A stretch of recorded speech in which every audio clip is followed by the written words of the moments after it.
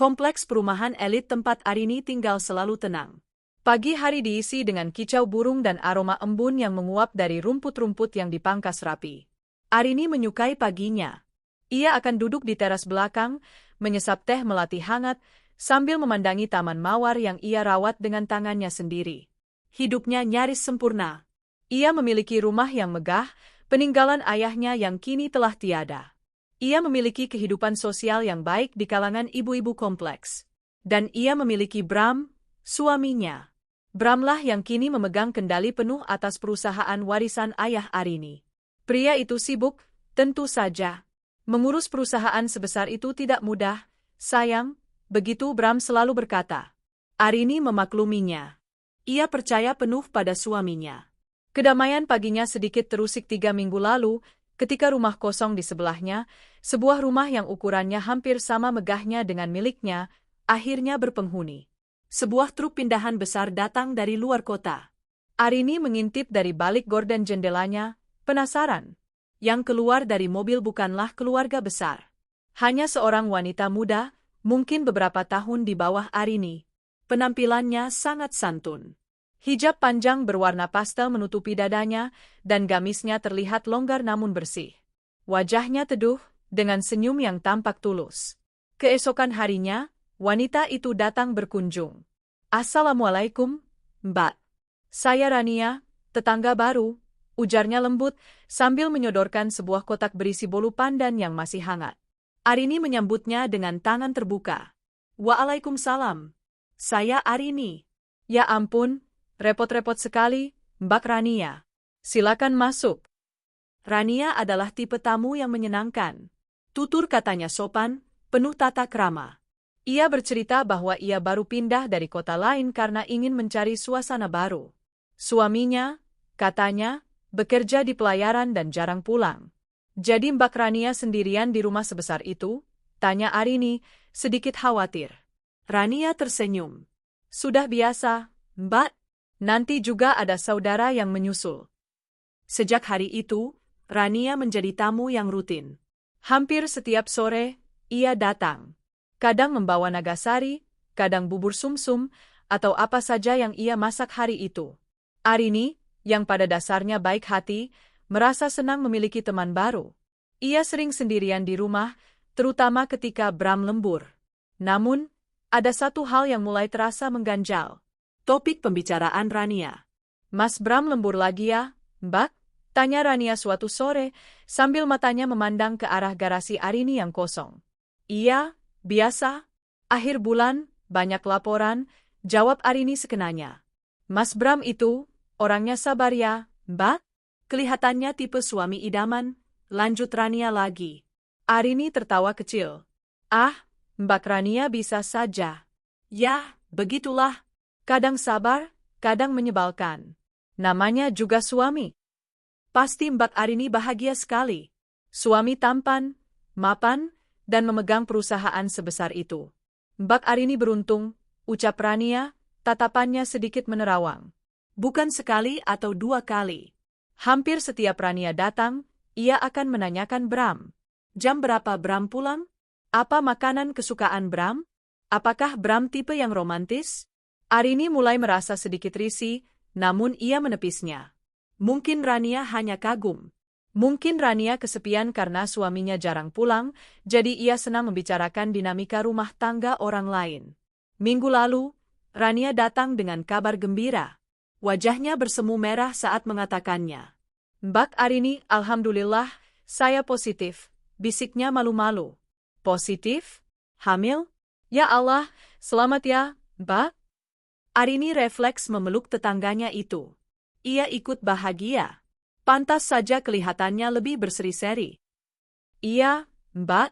Tapi ini baru jalan 6 minggu, kata Rania, sambil mengelus perutnya yang masih rata. Sejak mengetahui Rania hamil muda, Arini semakin memanjakannya. Naluri keibuannya, meski ia dan Bram belum dikaruniai anak, muncul. Setiap kali memasak sesuatu yang bergizi, ia akan mengirimkannya ke sebelah. Ia membelikan Rania berbagai macam buah-buahan yang bagus untuk ibu hamil. Mbak Arini baik sekali. Saya jadi merepotkan, ujar Rania. Jangan bilang begitu. Anggap saja saya kakaknya. Orang hamil muda itu harus dijaga. Pasti lagi ngidam-ngidamnya, ya? Rania tertawa kecil. Nah, itu dia, Mbak. Saya malu mau bilangnya. Ngidam apa? Bilang saja. Kalau saya bisa carikan, saya carikan. Ngidam saya aneh, Mbak? Rania tampak ragu. Saya suka sekali mencium wangi-wangian tertentu. Oh, wajar itu. Mau parfum? Saya punya banyak, tawar Arini. Bukan, Mbak. Bukan wangi parfum. Saat itu Arini tidak bertanya lebih lanjut. Ia mengira Rania hanya malu-malu saja. Keanehan itu mencapai puncaknya pagi ini. Arini sedang menjemur pakaian di halaman samping. Matahari bersinar cerah.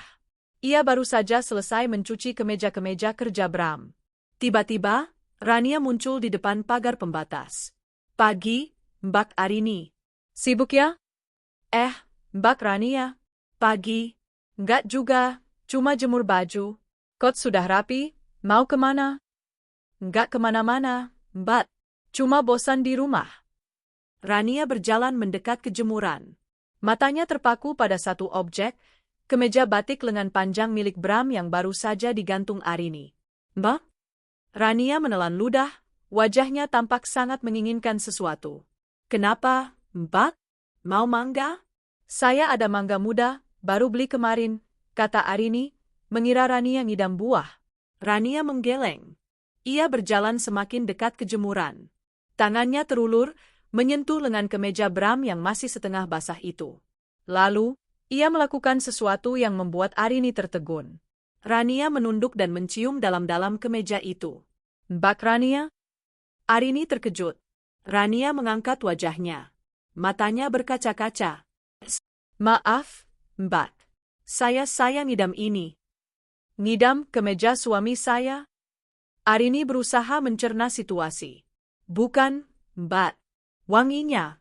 Wangi deterjen yang Mbak pakai, campur-campur wangi Mas Bram, kata Rania lirih, nyaris seperti berbisik. Saya suka sekali. Bikin mual saya hilang. Dari kemarin saya tahan-tahan, tapi setiap Mbak jemur baju Mas Bram, saya pasti pusing karena ingin sekali menciumnya. Arini diam membeku. Ini aneh. Sangat aneh. Rania tampak putus asa. Mbak Arini, saya boleh minta tolong? Saya malu sekali bilangnya. Minta tolong apa? Boleh. Boleh saya pinjam satu kemeja Mas Bram yang sudah kering? Yang bekas pakai juga tidak apa-apa. Buat saya ciumi saja di kamar. Saya janji saya kembalikan. Ini bawaan bayi, Mbak. Saya tidak tahu kenapa. Rania memohon, air matanya mulai menetes. Arini memandangi wanita di depannya. Wanita berhijab yang terlihat lugu, santun, dan kini sedang hamil muda. Logikanya berteriak bahwa ini tidak pantas. Sangat tidak pantas. Meminjam baju suami orang untuk diciumi? Tetapi hatinya yang lain berkata, kasihan. Namanya juga orang ngidam. Ada yang ngidam makan tanah, ada yang ngidam bau bensin. Ini cuma ngidam bau baju. Mbak tolongnya? Rania memelas lagi. Arini menghela napas panjang, mencoba mengusir rasa tidak nyamannya. Ya sudah. Tapi jangan yang di jemuran ini masih basah. Sebentar, saya ambilkan di dalam. Ada satu kemeja Mas Bram yang belum saya setrika. Makasih banyak, Mbak. Mbak Arini memang baik sekali. Wajah Rania langsung cerah. Arini masuk ke dalam, mengambil kemeja kerja Bram yang kotor dari keranjang cucian, lalu memberikannya pada Rania. Rania menerimanya seperti menerima harta karun. Ia langsung memeluk kemeja itu dan menciumnya lagi, tepat di depan Arini. Leganya? Desah Rania. Makasih ya, Mbak. Saya pulang dulu. Rania bergegas kembali ke rumahnya, memeluk erat kemeja batik suaminya. Arini terdiam di depan jemuran. Ia memandangi kemeja-kemeja Bram yang lain. Tiba-tiba, aroma deterjen yang biasa ia pakai terasa berbeda. Ia mencoba menepis perasaan itu. Wajar. Hanya orang ngidam aneh. Tetapi sore itu, ketika ia duduk sendirian di terasnya, ia tidak bisa berhenti memikirkannya. Ia memikirkan Rania yang hamil sendirian. Ia memikirkan suami Rania yang katanya bekerja di pelayaran dan tidak pernah terlihat batang hidungnya. Dan ia memikirkan betapa seringnya Rania menanyakan suaminya, Bram. Sebuah benih curiga yang kecil, yang tadinya ia abaikan, kini mulai bertunas di dalam hatinya. Sesuatu terasa tidak beres. Beberapa hari berlalu sejak insiden kemeja itu. Arini berusaha keras untuk bersikap normal. Ia meyakinkan dirinya sendiri berkali-kali, wajar, namanya orang ngidam. Aneh-aneh itu biasa. Tetapi sebuah lapisan kaca tipis kini terasa membentang antara dirinya dan Rania. Setiap kali Rania datang, masih dengan senyum manisnya, masih membawa sepiring makanan, Arini tidak lagi merasakan kehangatan yang sama. Ia melihat wanita itu dan yang terbayang adalah bagaimana Rania membenamkan wajahnya di kemeja kotor suaminya. Mbak Arini kok melamun? Suara lembut Rania membuyarkan lamunannya suatu sore. Rania duduk di seberangnya di teras, membawa asinan buah. Tidak. Cuma lagi pusing sedikit, dalih Arini, memaksakan senyum. Pusing mikirin Mas Bram, ya? Rania terkekeh. Mas Bram makin sibuk aja kayaknya, Mbak. Kemarin saya lihat mobilnya baru pulang jam 1 malam. Dada Arini berdesir. Rania memperhatikannya. Sampai sedetail itu. Iya, Mbak. Proyek baru, katanya. Mbak Arini sabar banget, ya. Kalau saya jadi Mbak, ditinggal lembur terus, pasti sudah saya susul ke kantornya, kata Rania ringan, sambil menyendok asinan. Arini hanya tersenyum tipis. Disusul ke kantor? Bram memang berubah. Suaminya menjadi lebih sering, lembur. Ponselnya yang dulu sering diletakkan sembarangan, kini selalu dalam genggamannya atau dibalik menghadap ke bawah. Ketika Arini bertanya, jawabannya selalu sama. Pekerjaan, sayang. Mengelola perusahaan ayahmu itu tanggung jawab besar. Kamu tenang saja, ya? Dan Arini, seperti biasa, akan mengangguk. Ia memijat bahu suaminya, menyiapkan air hangat, dan berusaha menjadi istri yang pengertian. Namun, benih curiga yang ditanam Rania hari itu sudah terlanjur berakar. Benih itu disirami oleh setiap lembur, Bram dan setiap pertanyaan, perhatian, Rania. Malam itu adalah malam Kamis. Rutinitas Arini adalah menghadiri pengajian ibu-ibu di masjid kompleks. Pukul 6:30, ia sudah rapi dengan gamis dan kerudung bersihnya. Ia mencium tangan Bram yang sedang duduk di sofa ruang tengah, masih memakai kemeja kerjanya. Mas, aku berangkat pengajian dulu, ya. Bram mengangguk, matanya tak lepas dari layar laptop. Iya, sayang. Hati-hati. Pulangnya jangan kemalaman.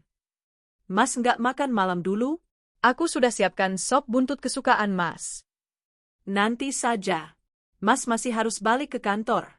Ada meeting mendadak dengan klien Singapura via Zoom. Kayaknya bakal sampai malam sekali. Kamu nggak usah tunggu Mas, tidur saja. Lembur lagi. Suara Arini terdengar sedikit kecewa, namun ia segera menutupinya. Ya sudah, jangan terlalu lelah, Mas. Bram tersenyum. Senyum yang kini terasa sedikit hambar bagi Arini. Pasti, sayang. Demi kamu juga. Arini berangkat. Pengajian berjalan seperti biasa. Tausiah yang menyejukkan hati, canda tawa dengan tetangga lain, dan ditutup dengan makan kue-kue kecil. Pukul 9 malam, acara selesai. Arini berjalan pulang. Udara malam terasa sejuk, dan kompleks itu sunyi. Ia berjalan santai, menikmati ketenangan malam. Rumahnya sudah terlihat. Lampu terasnya menyala terang. Di sebelahnya, rumah Rania tampak sedikit lebih redup. Hanya lampu teras kecil yang menyala. Arini melangkah menuju pintu pagarnya. Ia merogoh kunci dari dalam tasnya. Namun, sesuatu di rumah sebelah menarik perhatiannya. Di depan pintu utama rumah Rania. Di atas keset bertuliskan, Welcome. Sepasang sepatu. Arini membeku. Napasnya tercekat di tenggorokan. Itu bukan sembarang sepatu. Itu sepatu loafer kulit berwarna coklat tua. Sepatu yang ia belikan untuk Bram 3 bulan lalu sebagai hadiah ulang tahun pernikahan mereka. Ia ingat persis jahitannya, bentuk solnya, dan aksen gesper kecil di sampingnya. Itu sepatu suaminya. Dunia Arini seakan berhenti berputar. Udara yang tadi terasa sejuk kini terasa menyesakkan. Kakinya terpaku di aspal. Tidak, mungkin hanya mirip. Tetapi ia tahu. Hatinya tahu. Ia tidak mungkin salah mengenali sepatu itu.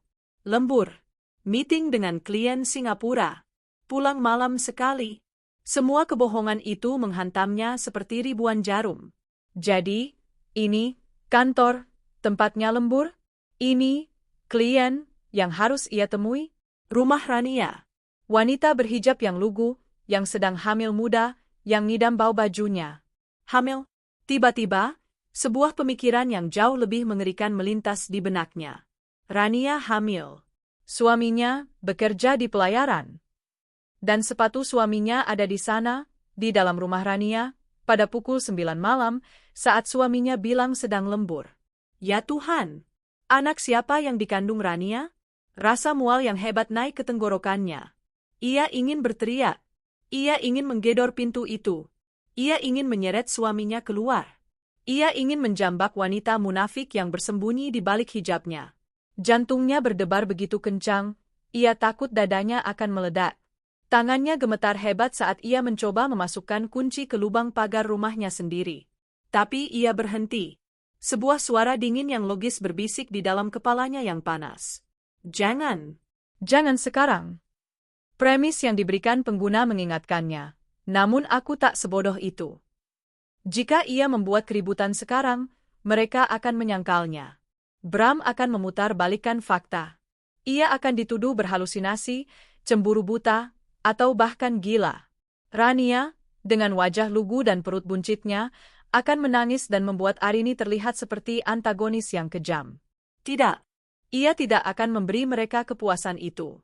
Dengan tangan yang masih gemetar, Arini mengeluarkan ponselnya. Ia tidak menyalakan flash. Ia berjalan sedikit lebih dekat ke pagar rumah Rania, berpura-pura sedang kesulitan membuka pagarnya sendiri. Ia arahkan kamera ponselnya. Cekrek. Satu foto. Bukti. Sepatu Bram di depan pintu Rania. Lalu, ia menarik napas dalam-dalam, berusaha menenangkan gemuruh di dadanya. Ia memaksakan jarinya untuk menekan nomor Bram. Ponselnya berdering. 1 kali, 2 kali, 3 kali. Halo, sayang? Kenapa? Suara Bram di seberang sana terdengar terburu-buru. Sedikit terengah. Mas, lagi di mana? Tanya Arini, suaranya ia buat setenang mungkin, walau sedikit bergetar. Di kantor, kan tadi Mas sudah bilang. Ini lagi break sebentar. Kenapa, Arini? Ada yang ketinggalan. Kebohongan itu, begitu lancar, begitu mulus. Oh, tidak. Cuma mau pastikan saja. Di pengajian tadi, ada yang tanya, Mas Bram kok nggak kelihatan? Bilang saja sibuk. Sudah, ya? Mas harus lanjut meeting lagi. Kamu cepat tidur. I love you. Klik. Panggilan ditutup. Arini berdiri mematung di depan pagarnya. I love you. Kata-kata itu kini terasa seperti racun. Ia bisa mendengar suara tawa lirih dari dalam rumah Rania. Tawa seorang wanita. Arini akhirnya berhasil membuka pagar rumahnya. Ia masuk ke dalam rumahnya yang besar, megah, namun kini terasa dingin dan kosong. Ia tidak menyalakan lampu ruang tengah. Ia duduk di sofa yang tadi diduduki Bram. Wangi sop buntut yang ia masak dengan susah payah masih tercium samar dari dapur. Sop buntut kesukaan suaminya. Arini tidak menangis. Rasa sakitnya terlalu dalam untuk air mata. Yang ia rasakan adalah amarah yang beku. Malam itu, Arini sadar. Ini bukan sekadar perselingkuhan. Ini bukan sekadar ngidam aneh. Ini adalah konspirasi. Mereka sengaja pindah ke sebelah. Rania, si wanita berwajah polos. Bram, suaminya yang ia percaya. Mereka pindah ke sebelah untuk memantaunya. Mempermudah memantau aktivitasku. Arini teringat kata-kata Rania tadi sore. Kemarin saya lihat mobilnya baru pulang jam 1 malam. Mereka bahkan tidak berusaha bersembunyi. Mereka pikir Arini terlalu bodoh untuk menyadarinya. Mereka berencana akan membuat aku pergi dari rumah, menguasai harta dan perusahaan warisan ayahku. Arini mengepalkan tangannya. Perusahaan ayahnya. Harta ayahnya. Rumah ini. Mereka ingin mengambil semuanya darinya. Wajah lugu Rania terlintas. Wajah santunnya. Hijab panjangnya. Semua itu hanya kedok. Topeng untuk menutupi kelicikannya. Kalian salah, desis Arini di kegelapan ruang tamunya. Kalian pikir saya bodoh? Malam itu, Arini tidak tidur. Ia duduk di ruang kerja ayahnya, membuka laci-laci yang lama tak tersentuh. Ia harus mencari tahu. Ia harus menyelidiki. Ia harus tahu kapan mereka menikah. Sejak kapan ini berlangsung. Dan benar, seperti yang ia curigai, ia harus membuktikan bahwa mereka sudah menikah siri. Perang telah dimulai. Dan Arini tidak akan membiarkan mereka menang. Arini tidak tidur 1 menit pun. Ia duduk di ruang kerja ayahnya, dikelilingi oleh buku-buku tebal dan foto-foto lama sang ayah. Foto ayahnya yang berdiri bangga di depan gedung perusahaan yang ia bangun dari nol. Foto dirinya dan ayahnya saat ia lulus kuliah. Wajah Bram yang tersenyum di foto pernikahan mereka di atas meja kini terlihat seperti topeng badut yang mengerikan. Pukul 5 pagi, ia mendengar suara mobil Bram masuk ke garasi. Suara yang dulu ia nanti-nantikan, kini terdengar seperti derit pintu neraka. Arini segera merapikan dirinya. Ia keluar dari ruang kerja, menuju dapur, dan mulai membuat kopi. Seolah-olah ini adalah pagi biasa. Ia harus menjadi aktris terbaik dalam hidupnya. Bram masuk dengan langkah gontai yang dibuat-buat. Ia melonggarkan dasinya, wajahnya disetel semenyedihkan mungkin. Pagi, sayang. Maaf, baru pulang. Arini berbalik, di wajahnya terpasang senyum lelah yang tulus. Pagi, Mas. Ya ampun, sampai pagi begini? Klien dari Singapura itu alot sekali, ya? Bram mengangguk, ia memeluk Arini dari belakang dan menyandarkan dagunya di bahu Arini. Alot sekali, bikin pusing. Mas capek sekali, Rin. Arini harus menahan seluruh tubuhnya agar tidak gemetar karena jijik. Pelukan ini. Pelukan yang beberapa jam lalu mungkin memeluk wanita lain. Kopinya diminum dulu. Mas mandi, terus istirahat. Nanti aku bangunkan siang, kata Arini lembut, melepaskan diri dari pelukan itu dengan alasan mengambil cangkir. Kamu istri terbaik, gumam Bram. Ia mengambil kopi itu, meminumnya, dan sama sekali tidak menyadari tatapan mata Arini yang sedingin es saat ia berbalik menuju kamar mandi. Saat suara shower terdengar, Arini bergerak cepat. Ia mengambil ponsel suaminya yang tergeletak di meja makan. Tangannya gemetar, tapi otaknya bekerja. Ia tahu kata sandinya. Tanggal lahirnya. Betapa ironis. Ia membukanya. Tidak ada yang aneh di daftar panggilan. Bersih. Terlalu bersih. Bram cukup pintar untuk menghapus jejaknya. Tapi ia tidak cukup pintar untuk memeriksa folder sampah di galeri fotonya. Di sana, sebuah foto selfie, Bram, dan Rania. Rania tidak memakai hijabnya. Rambutnya tergerai. Mereka tersenyum ke kamera di sebuah kamar yang tidak Arini kenali. Di latar belakang, ada sebuah bingkai foto kecil berisi foto pernikahan siri mereka. Bram memakai baju koko putih, Rania memakai kebaya sederhana. Arini memotret layar ponsel Bram dengan ponselnya sendiri. Bukti kedua, ia menaruh kembali ponsel Bram tepat di tempatnya semula, beberapa detik sebelum Bram keluar dari kamar mandi. Siang itu, saat Bram tertidur pulas, berpura-pura kelelahan, Arini pergi. Ia tidak pergi ke salon atau arisan. Ia pergi ke sebuah ruko kecil di bagian kota yang lebih tua. Kantor detektif swasta, mata elang.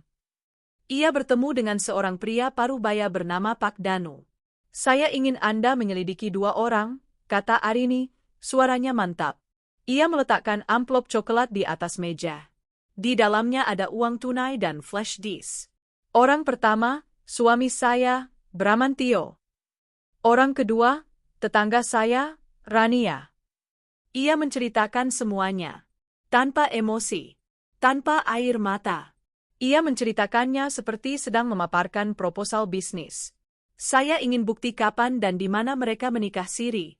Saya ingin bukti bahwa anak yang dikandung Rania adalah anak suami saya. Saya ingin tahu sudah berapa lama ini berlangsung, dan saya ingin Anda mencari tahu asal-usul Rania. Pak Danu membuka flash disk itu. Ia melihat foto sepatu di depan pintu. Ia melihat foto selfie di ponsel Bram. Bukti awal yang bagus, Bu Arini, katanya datar. Tapi yang lebih penting, Anda mau saya menyelidiki apa lagi? Arini mentondongkan tubuhnya. Suami saya mengelola perusahaan warisan ayah saya. Saya ingin tahu apakah ada aliran dana yang mencurigakan dari perusahaan ke rekening pribadi Rania atau rekening lain yang terkait dengannya. Mereka pindah ke sebelah rumah saya. Itu terencana. Saya ingin tahu apa rencana mereka. Pak Danu mengangguk. Saya mengerti. Ini bukan sekadar kasus perselingkuhan. Ini konspirasi.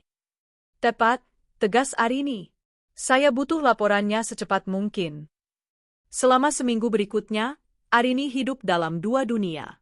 Di dunia nyata, ia adalah Arini, istri yang pengertian dan tetangga yang baik hati. Ia masih mengirimkan buah mangga muda ke Rania. Ia masih tersenyum pada Bram setiap pagi. Mbak Arini, makasih ya mangganya. Segar sekali, kata Rania suatu sore di depan pagar. Perutnya tampak sedikit lebih menonjol. Sama-sama. Mbak Rania harus sehat. Ngidamnya sudah hilang, tanya Arini, suaranya semanis madu. Rania tertawa malu-malu. Sudah mendingan, Mbak. Sejak waktu itu sudah lega. Oh iya, Mbak. Rania memelankan suaranya, seolah berbisik. Saya lihat-lihat, ibu-ibu di kompleks ini kok kayaknya sinis ya sama saya. Arini mengerutkan kening. Disinilah dimulai rencana fitnah itu. Sinis bagaimana, Mbak? Ya, tadi di tukang sayur, mereka lihatin saya dari atas sampai bawah. Terus mereka bisik-bisik. Apa karena saya cuma tinggal sendiri ya, Mbak? Apa mereka kira saya perempuan nggak benar? Mata Rania berkaca-kaca. Akting yang sempurna. Arini tahu. Rania sedang membangun narasi. Narasi bahwa dirinya adalah korban. Bahwa ia difitnah. Ah, Mbak Rania jangan berpikiran negatif. Mungkin mereka cuma penasaran. Nanti saya kenalkan di pengajian, kata Arini menenangkan. Jangan, Mbak. Rania buru-buru menolak. Saya malu. Saya lebih nyaman di rumah saja. Arini mengangguk. Tentu saja kamu malu. Karena topengmu akan terbuka. Di dunia bayangan, Arini menerima laporan harian dari Pak Danu. Dan apa yang ia temukan jauh lebih busuk dari yang ia bayangkan.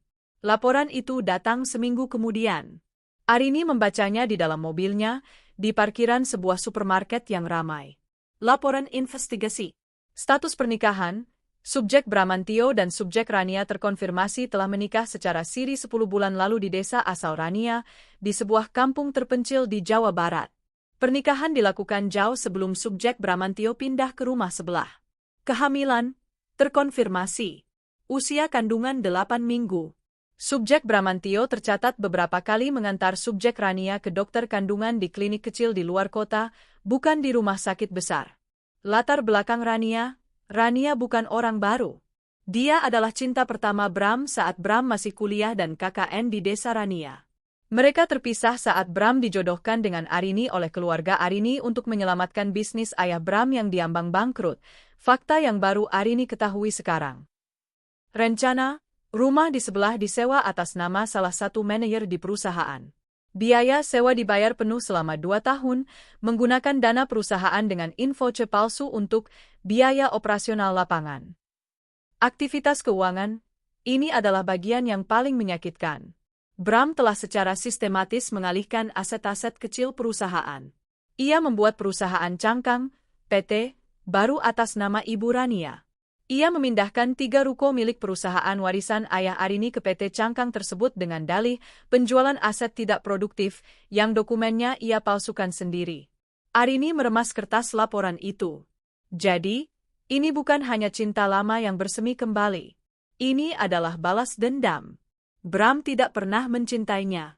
Ia menikahi Arini hanya untuk menguasai harta ayahnya sebagai balas budi karena ayah Arini pernah menyelamatkan keluarganya. Dan kini, ia ingin memiliki segalanya bersama cinta sejatinya, Rania. Mereka berdua, sepasang ular.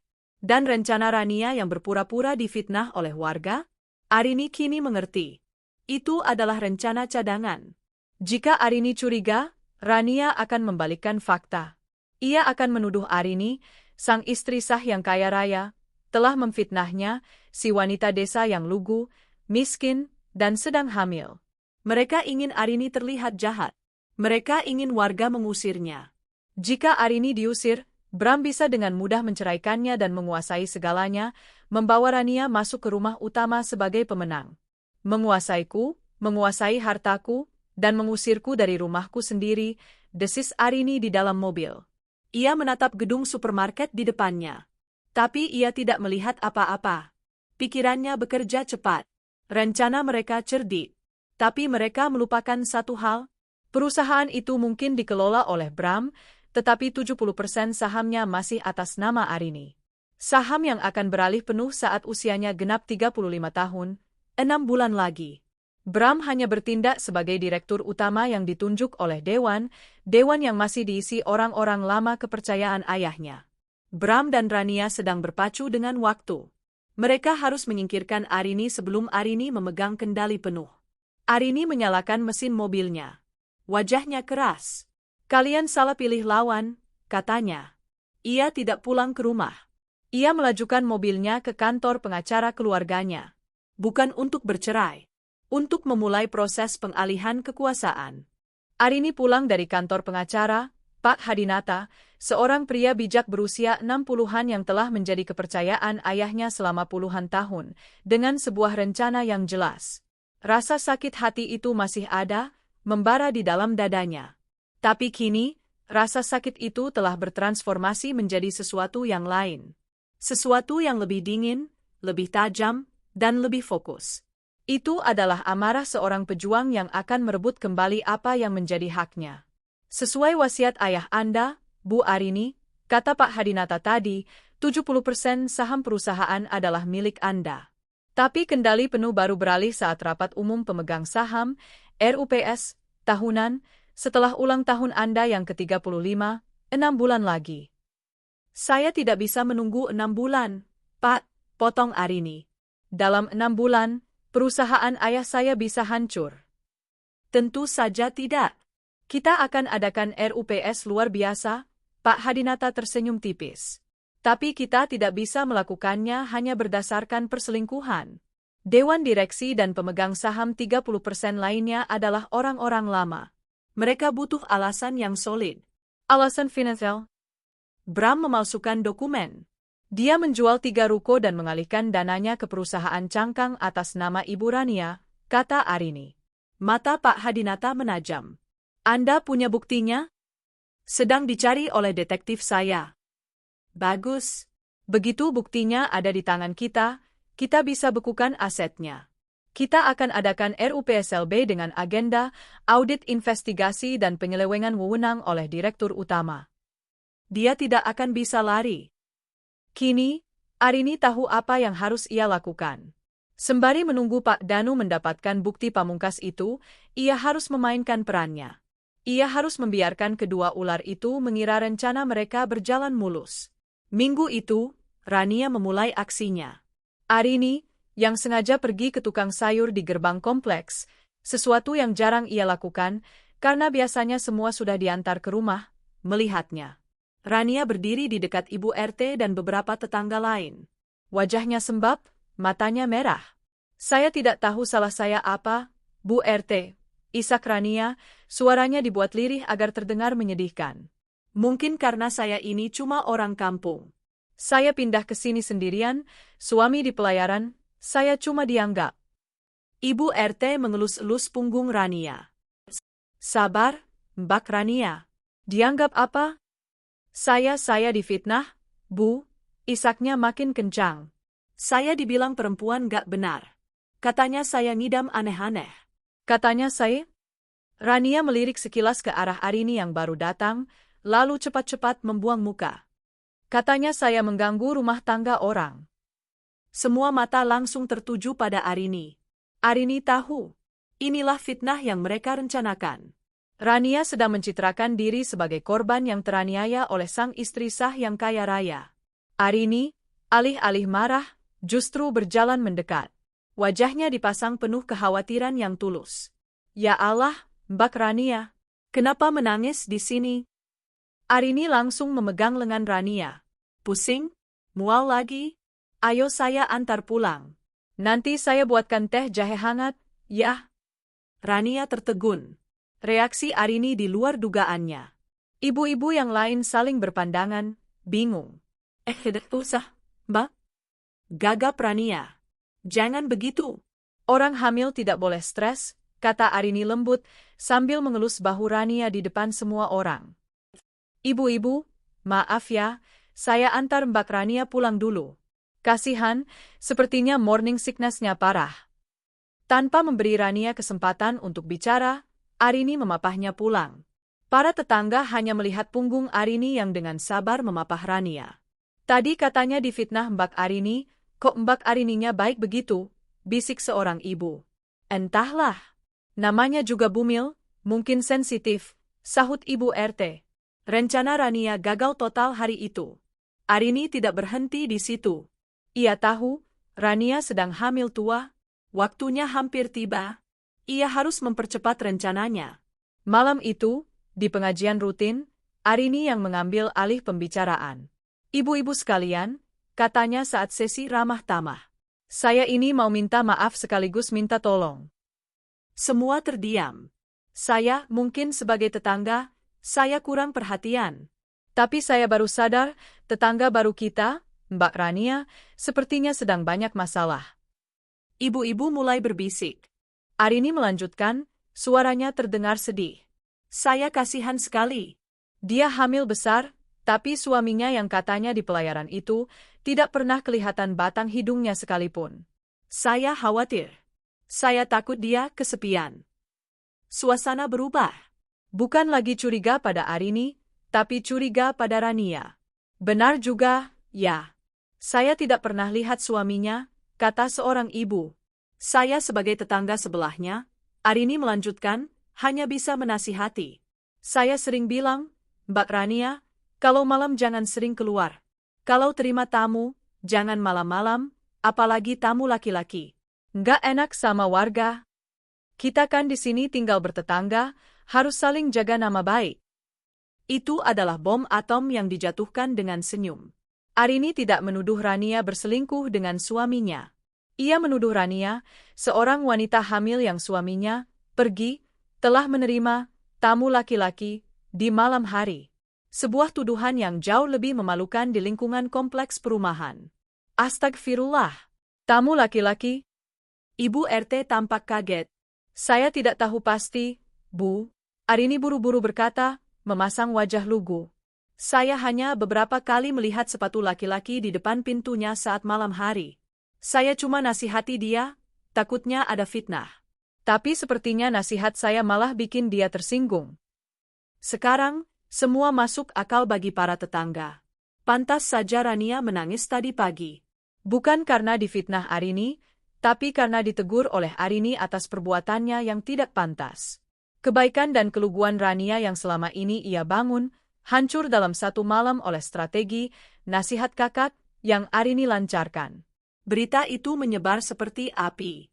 Bram, yang tidak tahu apa-apa tentang perang sosial yang sedang terjadi, masih sibuk di kantor. Ia sibuk mengurus transfer dana terakhir sebelum Rania melahirkan.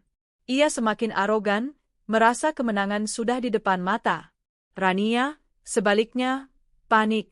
Tiba-tiba, tatapan para tetangga bukan lagi kasihan, tapi penuh selidik dan cemooh. Tukang sayur melayaninya dengan ketus. Satpam kompleks menatapnya dengan curiga. Rania tidak tahan lagi. Ia menyerbu rumah Arini sore itu, tanpa membawa makanan, tanpa senyum manis. Wajahnya merah padam. Perutnya yang buncit terengah-engah. Mbak Arini, teriaknya dari depan pintu. Arini sedang menyiram mawar. Ia berbalik dengan tenang. Iya, Mbak Rania? Kenapa teriak-teriak? Nanti bayinya kaget. Maksud Mbak Arini apa bicara macam-macam di pengajian?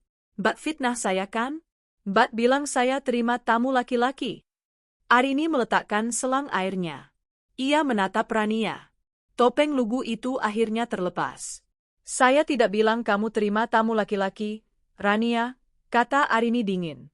Saya cuma bilang, saya lihat sepatu laki-laki di depan pintumu. Malam-malam. Saat kamu bilang suamimu di pelayaran. Dan saat suamiku, Arini mendekat, bilang dia sedang lembur. Mata Rania membelalak ngeri. Ia mundur selangkah. Sepatu coklat. Merek Loafer. Hadiah ulang tahun pernikahan dari saya. Rania kehilangan kata-kata. Wajahnya pucat pasi. Ia sadar. Arini tahu. Ia tahu segalanya. Kamu? Rania gemetar. Kalian pikir saya bodoh, kan? Desis Arini. Kalian pikir bisa pindah ke sebelah, berakting jadi korban, lalu mengambil semua milik saya? Kalian merencanakan fitnah untuk mengusir saya dari rumah saya sendiri. Rania tidak bisa menjawab. Sekarang pulang, perintah Arini. Nikmati sisa waktumu di rumah itu. Rania berbalik dan lari, tertatih-tatih dengan perut besarnya. Ia membanting pintu rumahnya. Arini bisa mendengar Rania berteriak histeris di telepon, memanggil Bram. Tentu saja, Bram langsung pulang. Bukan lagi alasan, lembur. Ia pasti panik. Rencana mereka berantakan. Arini tersenyum tipis. Ia kembali menyiram mawarnya. Saat itulah ponselnya bergetar. Pesan dari Pak Danu. Ikan besar masuk jaring, Bu. Kita dapatkan rekaman CCTV Bram bertemu dengan notaris palsu untuk memindahkan aset ruko. Kita juga dapat salinan transfer dana ke PT Cangkang Ibu Rania. RUPSLB bisa kita ajukan besok. Arini melihat ke langit. Matahari mulai terbenam. Semuanya berjalan sesuai rencana. Ia melirik ke rumah sebelah. Bram dan Rania pasti sedang menyusun rencana baru. Mereka pasti akan mempercepat langkah mereka. Tapi Arini tidak peduli. Ia hanya perlu menunggu satu hal lagi. 1 minggu kemudian, dini hari, sebuah ambulans datang ke rumah sebelah. Lampunya berputar-putar tanpa suara sirene. Rania akan melahirkan. Saat Arini melihat Bram dengan panik membantu Rania masuk ke ambulans, Arini mengangkat teleponnya. Pak Hadinata, selamat pagi, kata Arini. Waktunya tiba. Mulai prosesnya. Dua dunia berputar di poros yang berbeda, di waktu yang bersamaan. Di dunia pertama, di sebuah kamar VIP rumah sakit bersalin Harapan Bunda, Rania baru saja selesai berjuang. Bayi laki-laki yang mungil dan merah itu menangis kencang. Bram, dengan wajah haru yang dibuat-buat, mengumandangkan azan di telinga bayi itu. Anak kita, Mas? Bisik Rania, lelah namun penuh kemenangan. Ia menatap Bram. Anak kita sudah lahir. Bram mencium kening Rania, lalu mencium putranya. Iya, sayang. Dia sempurna. Ahli warisku. Kemenangan terasa begitu dekat. Bram merasa seperti raja. Ia memiliki cinta sejatinya, Rania. Ia memiliki seorang putra, penerus. Dan ia memiliki perusahaan. Rencananya dan Rania untuk memfitnah Arini mungkin gagal di lini sosial, tapi itu tidak penting. Yang penting adalah aset. 3 ruko sudah di tangan. Dana besar sudah dialihkan ke rekening PT Cangkang milik Ibu Rania. Cukup untuk modal mereka memulai hidup baru yang super mewah, jauh dari Arini. Ia mengambil ponselnya. Ada belasan panggilan tak terjawab dari sekretarisnya dan Pak Hadinata. Cerewet sekali orang-orang tua itu, pikirnya. Ia mengetik pesan untuk Arini, Rin, maaf. Ada krisis besar di kantor. Klien dari Jepang datang mendadak. Mas harus urus mereka. Mungkin tidak pulang 2-3 hari. Jaga diri. Kebohongan itu meluncur begitu saja. Ia terkekeh, membayangkan Arini duduk sendirian di rumah besar itu, meratapi suaminya yang sibuk bekerja, sementara ia di sini, memulai keluarga barunya. Kamu sudah kabari Mbak Arini? Tanya Rania, suaranya licik. Sudah. Bilang saja ada krisis di kantor. Bram tertawa. Dia tidak akan tahu apa-apa. Bagus. Sebentar lagi, Mas. Setelah aku pulih, kita usir dia. Kita ambil rumah itu, desis Rania. Sabar, sayang. Semua sudah Mas siapkan. Saat itulah ponselnya berdering lagi. Kali ini dari Pak Hadinata. Nadanya mendesak. Bram, di mana kamu? RUPS luar biasa sudah dimulai 15 menit lalu. Seluruh dewan dan pemegang saham menunggumu. Bram mengerutkan kening. Sorry? Rapat macam apa ini? Tanpa persetujuannya? Pak, saya sedang ada urusan darurat. Batalkan. Tidak bisa dibatalkan, suara Pak Hadinata di seberang sana terdengar sedingin baja. Jika Anda tidak hadir dalam 10 menit, kami akan mengambil keputusan tanpa Anda. Dan percayalah, Anda ingin hadir untuk membela diri. Membela diri? Jantung Bram tiba-tiba berdebar. Sesuatu yang sangat salah sedang terjadi. Rania, Mas harus ke kantor. Mendesak, katanya panik. Apa? Tapi anak kita? Sebentar. Hanya sebentar? Bram berlari keluar rumah sakit, melajukan mobilnya, mengabaikan lampu merah. Pikirannya kacau. Apa yang Arini tahu? Tidak mungkin dia tahu soal keuangan. Di dunia kedua, di lantai 20 gedung Dirga Tower, Arini duduk. Ia tidak duduk di kursi biasa. Ia duduk di kursi utama di kepala meja boardroom. Kursi yang dulu selalu diduduki ayahnya. Di hadapannya, duduk 12 orang. 3 di antaranya adalah pemegang saham 30% sisa perusahaan, teman-teman seperjuangan ayahnya. Sisanya adalah kepala divisi dan dewan direksi.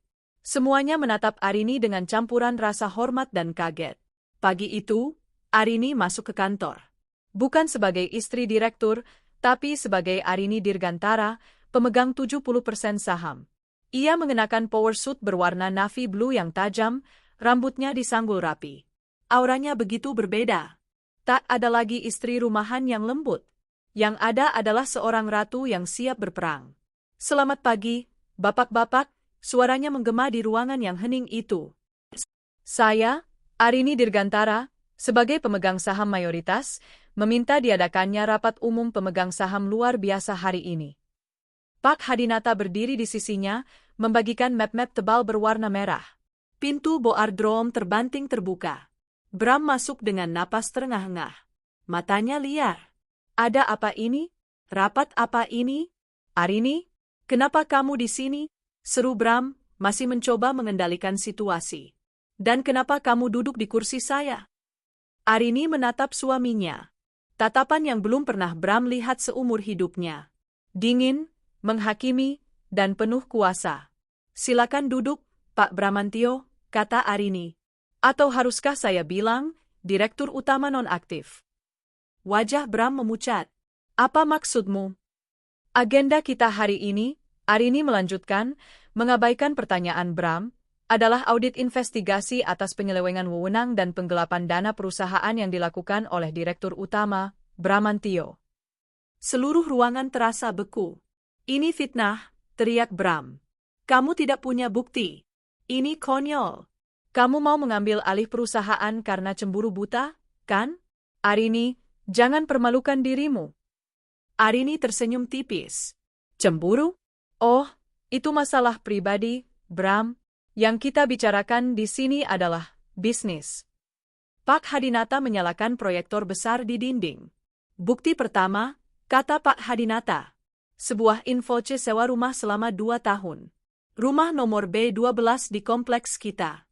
Rumah yang disewa atas nama perusahaan untuk operasional lapangan. Foto rumah Rania muncul di layar. Rumah itu, Pak Hadinata melanjutkan, digunakan untuk kepentingan pribadi direktur utama. Yaitu, untuk menampung istri siri Anda, Nona Rania. Bram terhuyung. Ia mencengkeram tepi meja. Para pemegang saham tua terkesiap. Itu bisa saya jelaskan. Tidak perlu, potong Arini. Itu baru pemanasan. Kita masuk ke hidangan utama.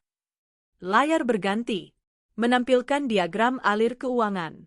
3 aset perusahaan berupa ruko di kawasan niaga, Pak Hadinata menjelaskan, telah dijual 3 bulan lalu. Dokumen penjualan Anda palsukan, mengatasnamakan penjualan aset tidak produktif. Itu legal. Saya punya kuasanya, bantah Bram. Benarkah? Karena uang hasil penjualan itu, layar berganti lagi, menampilkan salinan slip transfer bank, tidak masuk ke rekening perusahaan.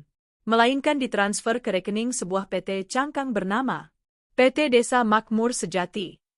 Bram membeku. Sebuah perusahaan yang baru didirikan 10 bulan lalu, lanjut Arini, mengambil alih. Tepat saat kalian menikah siri. Dan tebak siapa pemilik perusahaan itu? Foto KTP Ibu Rania muncul di layar. Ibu mertua siri Anda. Bram jatuh terduduk di kursinya. Keringat dingin membasahi pelipisnya. Selesai.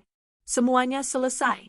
Dan terakhir, kata Pak Hadinata, ini adalah rekaman CCTV dari kantor notaris, di mana Pak Bramantio terlihat sedang bertransaksi dengan notaris palsu untuk mengesahkan dokumen penjualan fiktif tersebut. Video diputar, memperlihatkan Bram menyerahkan amplop tebal kepada seorang pria. Salah satu pemegang saham tua, Pak Wiryo, teman terdekat ayah Arini, menggebrak meja. Cukup, suaranya menggelegar. Bram, kami mempercayakan perusahaan ini padamu. Kami mempercayakan putri sahabat kami padamu. Dan ini balasanmu. Kamu tidak hanya mengkhianati istrimu, kamu mencuri dari kami. Kamu mencuri dari warisan Dirga. Pak Wiryo, saya bisa jelaskan ini salah paham? Bram tergagap. Saya ajukan mosi tidak percaya, kata Arini, suaranya kembali tenang, memotong kepanikan Bram. Pencopotan Direktur Utama Bramantio dari jabatannya efektif saat ini juga. Setuju, sahut Pak Wiryo. Setuju, sahut pemegang saham lainnya, serempak. Palu sudah diketuk, Bram, kata Pak Hadinata. Anda bukan lagi siapa-siapa di perusahaan ini. Bram memandang Arini. Matanya penuh kebencian. Kamu merencanakan ini semua? Kamu yang memulai, balas Arini. Oh, dan satu hal lagi. Arini menekan tombol interkom di meja. Satpam, tolong ke ruang boardroom. Pak Hadinata, Arini menoleh ke pengacaranya. Segera proses pembekuan aset PT Desa Makmur Sejati. Sita kembali 3 ruko itu. Laporkan penipuan ini ke pihak berwajib. Dan 2 petugas Satpam masuk, berdiri di belakang Bram. Perjanjian sewa rumah nomor B12, Arini menatap lurus ke mata Bram, dibatalkan hari ini juga atas dasar penyalahgunaan fasilitas perusahaan. Beritahu penghuninya, mereka punya waktu 1x24 jam untuk mengosongkan rumah itu. Arin? Bram melompat, tapi ditahan oleh Satpam. Kamu tidak bisa. Istriku baru melahirkan. Kamu tidak punya hati. Hati?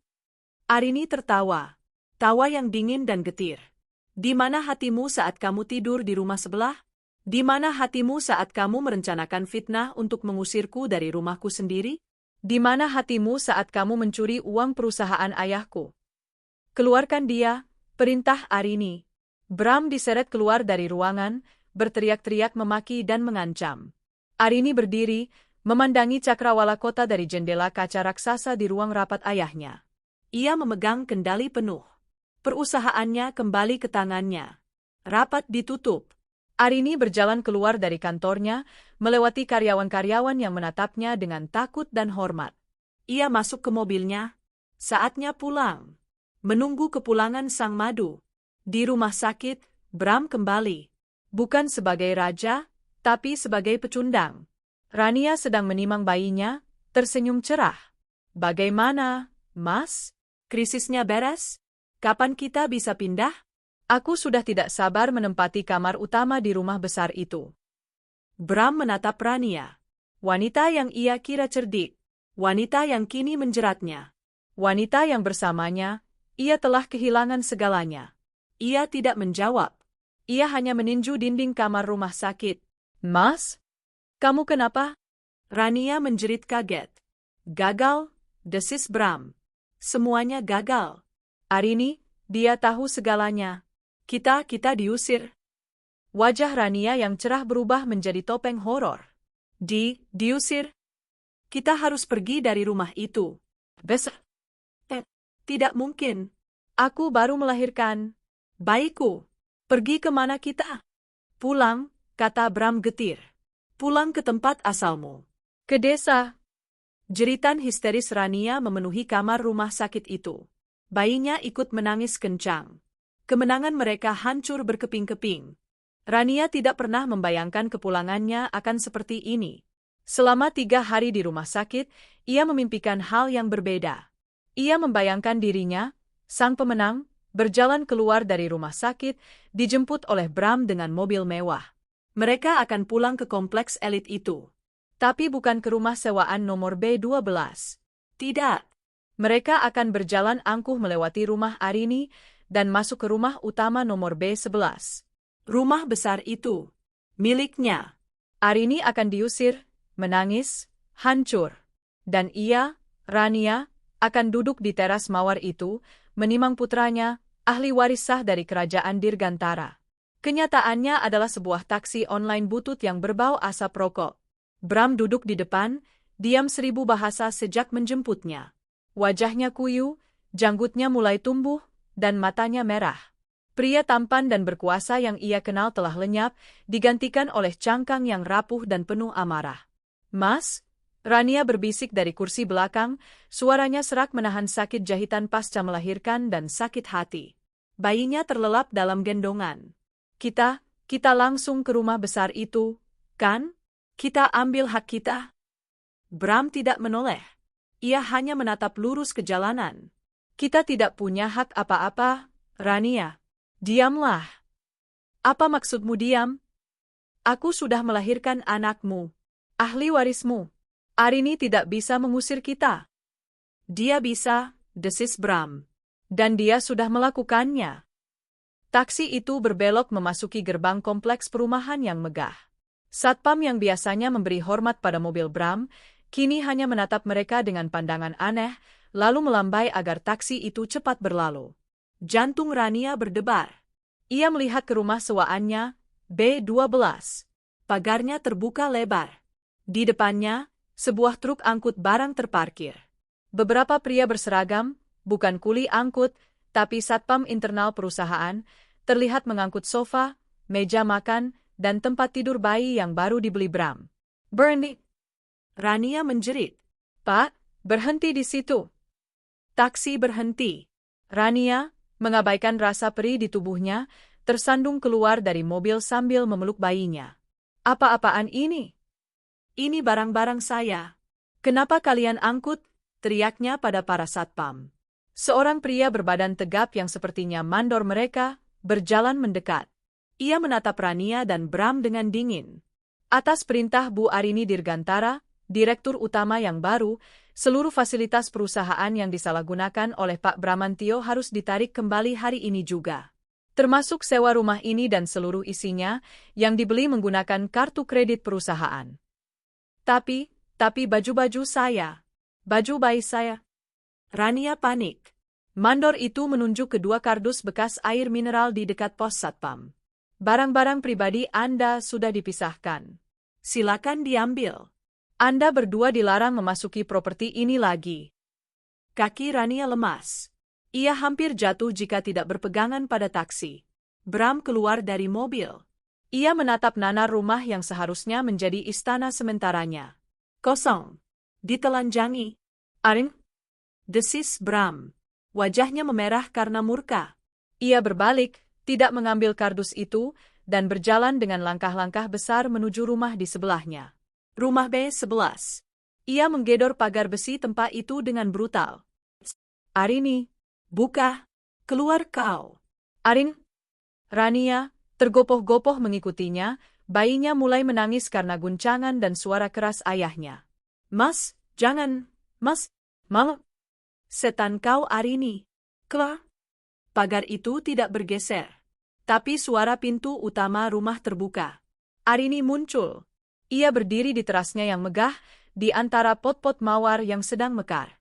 Ia mengenakan blus sutra berwarna krem dan celana panjang yang rapi. Ia terlihat tenang, segar, dan cantik. Ia memegang secangkir teh di tangannya. Ia menatap pemandangan di depan pagarnya dengan ketenangan seorang ratu yang mengamati para pemberontak yang telah ditaklukkan. "Bram," katanya, suaranya jelas terdengar di keheningan pagi. "Berteriak tidak akan mengubah keadaan. Kamu mengganggu ketenangan kompleks." "Kamu?" Bram menunjuk-nunjuk. "Kamu tidak bisa melakukan ini. Kamu sita semuanya. Kami mau tinggal di mana?" "Itu," Arini menyesap tehnya, "bukan lagi urusanku. Kontrakmu dengan perusahaan sudah putus. Fasilitasmu ditarik." "Sangat standar. Aku suamimu." "Dulu," potong Arini. Surat gugatan cerai sedang diurus Pak Hadinata. Alasannya jelas, penipuan, penggelapan, dan perzinaan. Kamu tidak akan dapat sepeser pun. Rania, melihat rencananya hancur, memutuskan untuk memainkan kartu terakhirnya. Kartu yang ia yakini tidak akan bisa dilawan oleh wanita mandul seperti Arini. Ia maju ke depan, memposisikan bayinya yang menangis agar terlihat jelas. Mbak Arini. Ia mulai menangis, kembali ke mode lugu dan teraniaya. Saya mohon, Mbak, jangan hukum kami. Kalau Mbak benci sama saya, silakan. Kalau Mbak benci Mas Bram, silakan. Tapi jangan hukum anak ini. Ia mengangkat bayinya sedikit. Dia tidak berdosa, Mbak. Dia darah daging Mas Bram. Dia juga keponakan Mbak, kan? Kasihanilah dia, setidaknya beri kami tempat berteduh. Itu adalah akting terbaik dalam hidup Rania. Air mata mengalir deras, suaranya bergetar, tatapannya memelas. Ia yakin hati Arini akan luluh melihat bayi mungil itu. Arini meletakkan cangkir tehnya. Ia berjalan perlahan menuruni teras, mendekati pagar. Matanya menatap lurus ke mata Rania. Kamu benar, kata Arini. Bayi itu tidak berdosa. Rania tersenyum samar di balik air matanya. Berhasil. Yang berdosa itu orang tuanya, lanjut Arini, suaranya sedingin es. Yang berdosa adalah seorang ibu yang sengaja pindah ke sebelah istri sah suaminya untuk memata-matai. Yang berdosa adalah seorang wanita yang memakai hijab untuk menutupi kelicikannya. Yang berdosa adalah seorang ayah yang mencuri harta istrinya sendiri untuk diberikan pada selingkuhannya. Senyum Rania lenyap. Kamu mau pakai bayi itu sebagai tameng?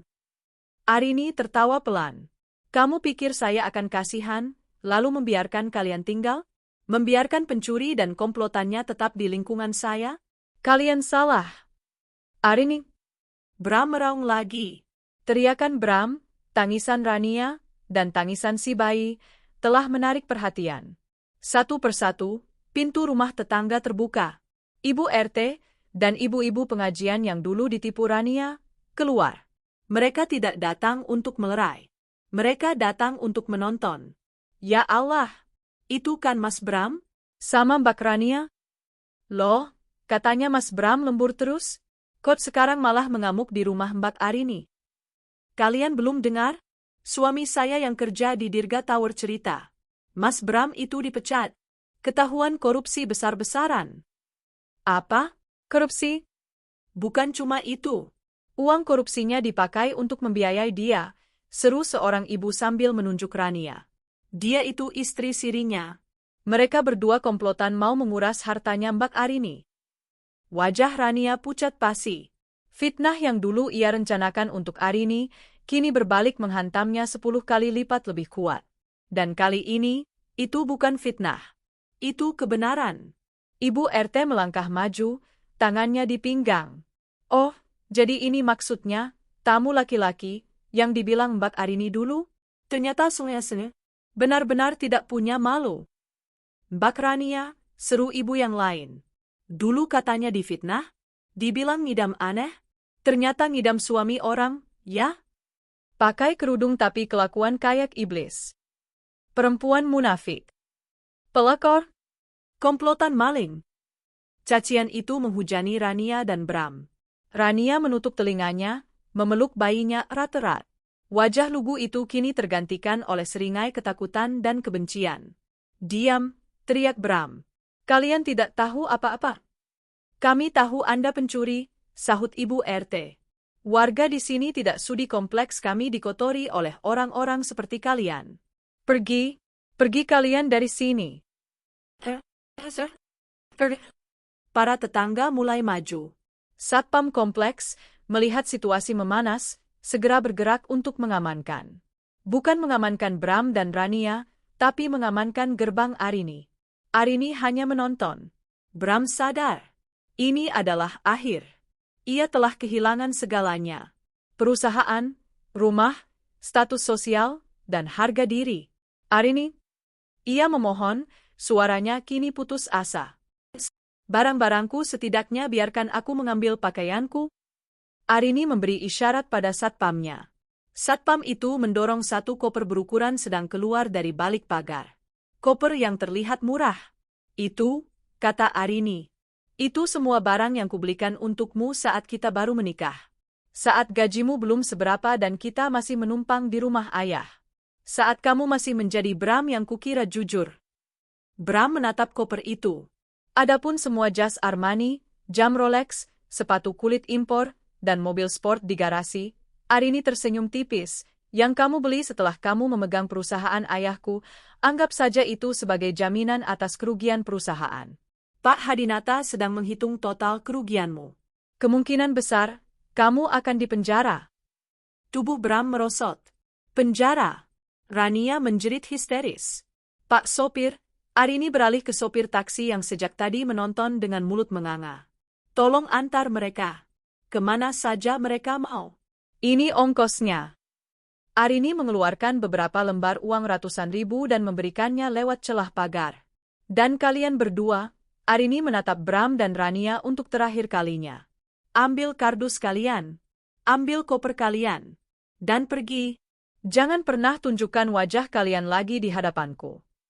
Arini berbalik. Ia berjalan masuk ke dalam rumahnya, melewati pintu kayu jati yang kokoh. Pintu itu tertutup dengan pelan. Di luar, Bram dan Rania berdiri terhina. Diusir oleh warga, ditertawakan oleh tetangga, dan ditinggalkan oleh takdir. Satpam kompleks, atas perintah Ibu RT, memaksa mereka masuk ke dalam taksi. Mau kemana, Pak? Tanya sopir taksi, sedikit takut. Bram terdiam. Ia tidak punya rumah. Rekeningnya dibekukan. Ia tidak punya apa-apa selain koper butut itu. Rania terisak. Pulang ke desa, Mas, ke rumah ibuku. Sopir taksi mengangguk. Taksi itu melaju pelan, meninggalkan kompleks perumahan elit itu. Di dalamnya, Rania menangis memeluk bayinya, Bram menatap kosong keluar jendela. Mereka kembali ke titik nol. Kembali ke desa terpencil yang sepi. Tempat di mana Bram dulu bersumpah akan ia tinggalkan selamanya demi kekayaan. Dan kini, ia kembali sebagai pecundang terbesar. Bagi Arini, dunia baru saja dimulai. Bagi Bram dan Rania, dunia baru saja berakhir. 2 minggu telah berlalu sejak hari pengusiran yang memalukan itu. Di lantai 20 Dirga Tower, Arini duduk di kursi yang seharusnya selalu menjadi miliknya.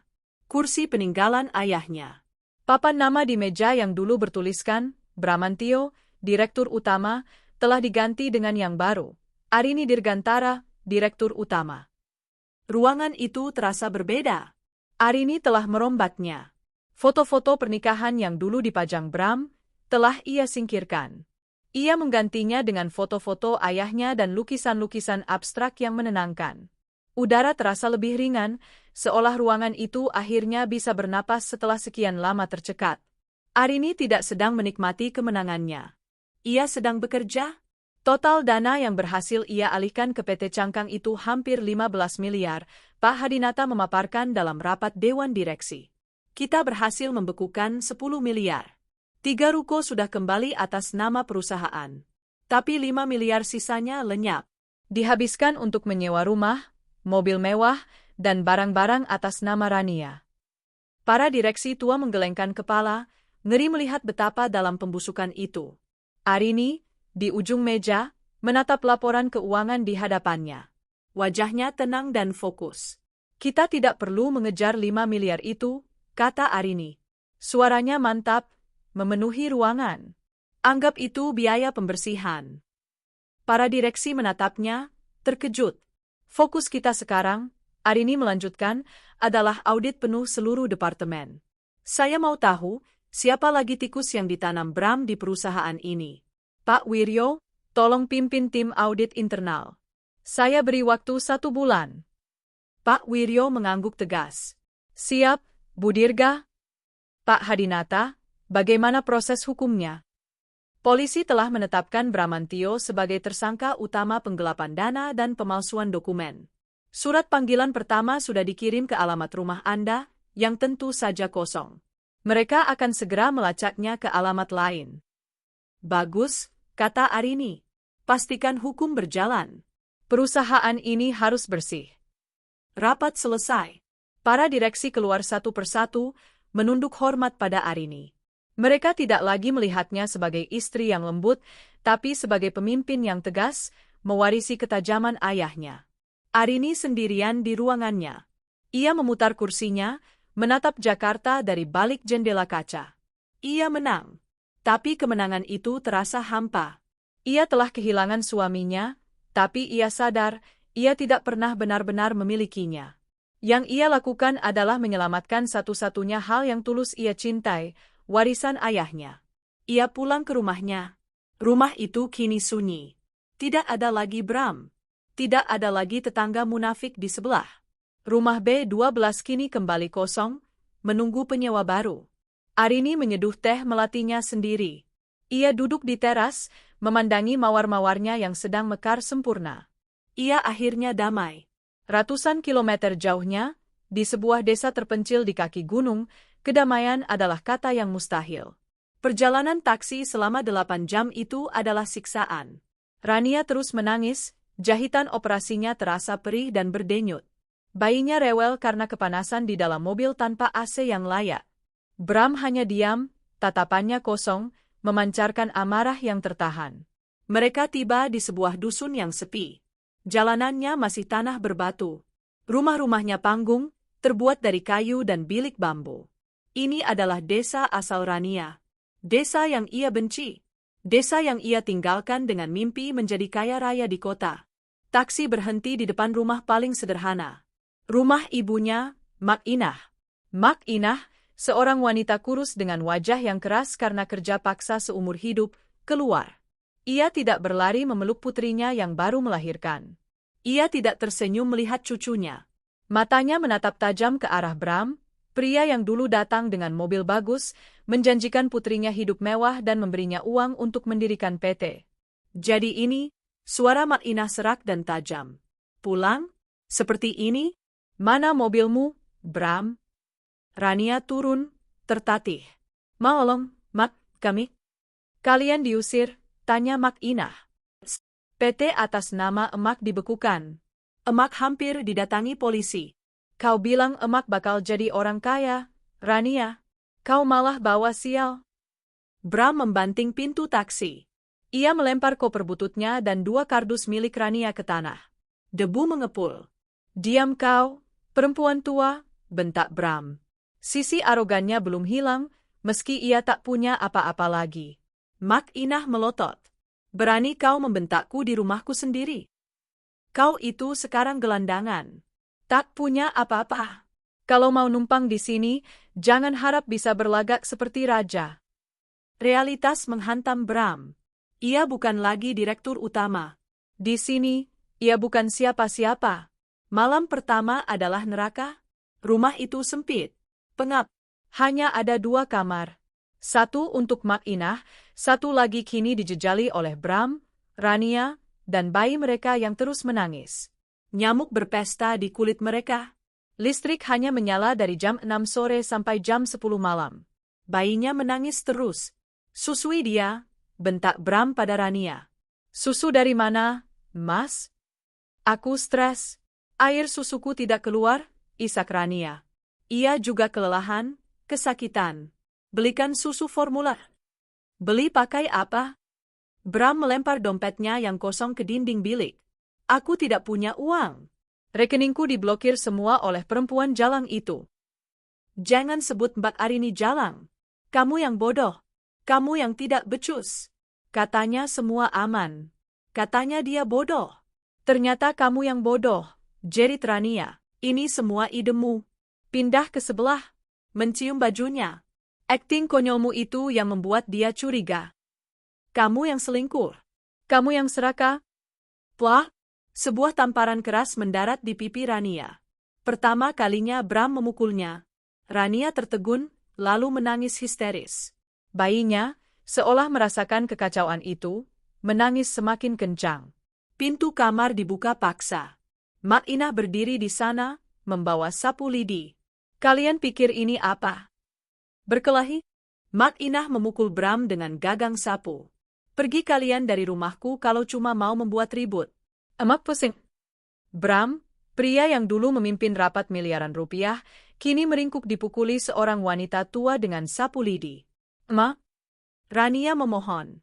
"Besok," kata Mak Inah, menunjuk Bram dengan tatapan jijik. "Kau, laki-laki pemalas. Kalau masih mau makan di sini, pergi ke sawah Pak Lurah. Dia butuh kuli angkut gabah. Lumayan, 20.000 sehari." Bram menatap Mak Inah dengan ngeri. Kuli angkut gabah. Pagi harinya, Bram tidak punya pilihan. Dengan pakaian bagus terakhir yang tersisa di koper bututnya, ia berjalan ke sawah. Panas matahari membakar kulitnya yang biasa dimanjakan AC. Punggungnya perih mengangkat karung-karung gabah yang berat. Para petani lain menertawakannya, si tuan dari kota, yang sombong, kini tak lebih dari seorang kuli. Rania tidak lebih baik. Ia, yang masih dalam masa nifas, harus mencuci baju bayinya di sungai. Ia harus memasak di dapur kayu bakar yang membuat matanya perih. Tidak ada lagi asinan buah, tidak ada lagi sop buntut. Yang ada hanya nasi aking dan sambal. Wajahnya yang dulu berseri karena kehamilan, kini kusam dan lelah. Hijab yang dulu ia pakai sebagai topeng kesalehan, kini lusuh dan berbau asap. Cinta sejati yang dulu mereka agung-agungkan, cinta yang mereka kira bisa mengalahkan segalanya, ternyata mati begitu cepat tanpa uang. Mereka terperangkap di desa terpencil yang sepi, terperangkap dalam kemiskinan, terperangkap oleh karma yang mereka ciptakan sendiri. Di kamar sempit mereka, Rania menatap bayinya yang tertidur. Bayi yang seharusnya menjadi ahli waris. "Ini semua salahmu," desis Rania pada Bram yang terkapar kelelahan di lantai. "Diam," balas Bram. "Mereka telah kembali ke titik nol. Bahkan lebih rendah dari itu." 6 bulan berlalu. Musim telah berganti. Debu-debu dari drama di kompleks perumahan B11 dan B12 telah lama mengendap, dibersihkan oleh waktu dan kesibukan baru. Bagi Arini, 6 bulan itu adalah kelahiran kembali. Ia kini memimpin Dirga Tower dengan tangan yang mantap. Staf dan karyawan yang awalnya takut padanya, kini menaruh hormat yang tulus. Arini tidak memimpin dengan tangan besi seperti Bram. Ia memimpin dengan ketajaman ayahnya dan kehangatan yang menjadi sifat aslinya. Ia menemukan bahwa ia menikmati pekerjaan ini. Ia menikmati tantangan, menikmati negosiasi, dan menikmati membangun kembali apa yang hampir dihancurkan oleh pengkhianatan. Ia melunasi kerugian yang disebabkan Bram dengan menjual mobil sport dan semua aset pribadi Bram yang dibeli dengan uang perusahaan. Hari itu, di ruang rapat yang sama tempat ia menjatuhkan Bram, Arini baru saja selesai mempresentasikan program baru, Beasiswa Dirga Cendekia. Program beasiswa penuh untuk anak-anak karyawan berprestasi, dari level satpam hingga manajer. Pak Wiryo, yang kini menjadi tangan kanan dan mentornya, menatapnya dengan bangga. "Almarhum ayahmu pasti tersenyum di atas sana, Arini. Kamu tidak hanya menyelamatkan perusahaan, kamu memberinya jiwa." Arini tersenyum, senyum tulus pertamanya dalam waktu yang lama. "Ini bukan perusahaan saya, Pak. Ini rumah kita bersama." Proses perceraiannya selesai. First step. Bram tidak pernah muncul di pengadilan. Gugatan Arini dikabulkan seluruhnya. Hak asuh, karena tidak ada anak, harta gono gini, Bram tidak mendapatkan apa-apa karena terbukti menipu, dan nama baiknya dipulihkan. Ponselnya berdering. "Pak Hadinata." "Bu Arini, ada kabar terbaru," kata pengacara itu. Tim kepolisian akhirnya melacak keberadaan Pak Bramantio di sebuah desa terpencil di Jawa Barat. Surat penangkapan sudah keluar. Dia akan dijemput paksa untuk mempertanggungjawabkan perbuatannya. Arini terdiam sejenak. "Lakukan apa yang harus dilakukan sesuai hukum, Pak." "Baik, Bu." Arini menutup telepon. Ia tidak merasakan kebencian. Ia tidak merasakan kemenangan. Yang ia rasakan hanyalah kelegaan. Bab itu akhirnya benar-benar tertutup. Ia pulang ke rumahnya. Rumah itu kini terasa hangat. Ia sedang merenovasi besar-besaran.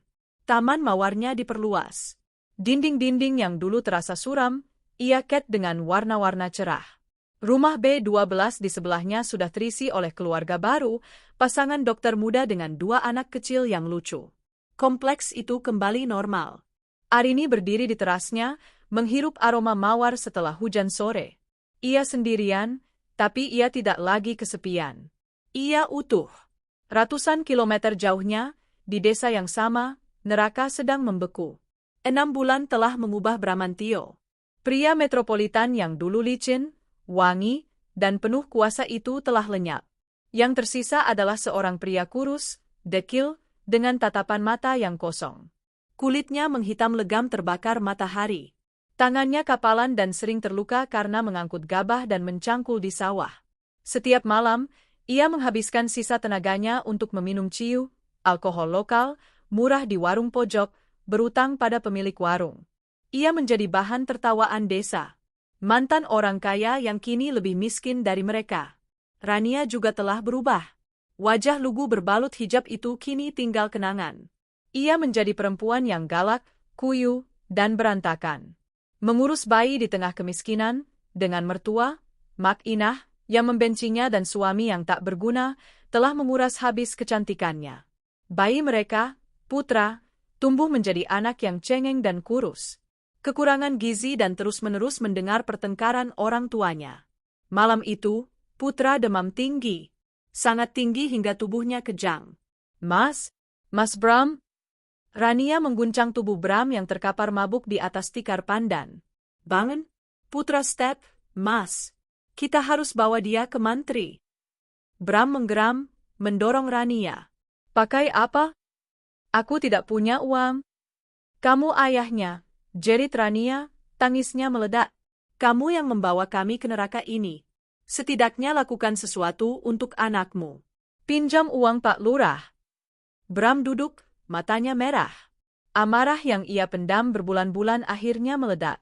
Anakku, desisnya. Dia bukan anakku. Dia pembawa sial.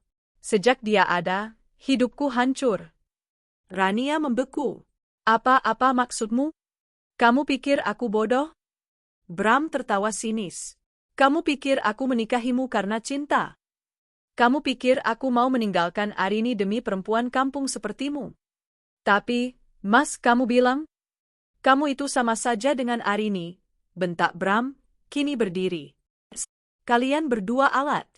Arini alat untuk dapat perusahaannya, kamu alat untuk balas dendam dan pelarian. Aku menikahimu karena kamu gampang dibodohi. Kamu serakah. Kamu mau hidup kaya tanpa kerja, kan? Hati Rania hancur berkeping-keping.